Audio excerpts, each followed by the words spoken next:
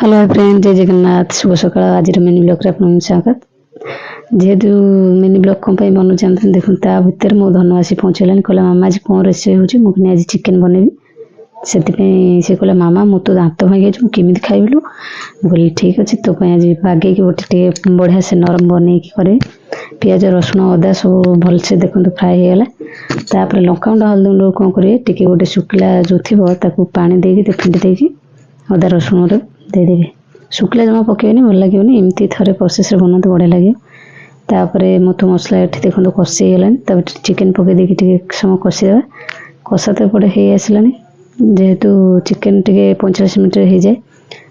धन आ झियो दाना बसी दी जन खाइले। जेहेतु झियो जरा ताकू टिके कषा काढी देली से खाइला।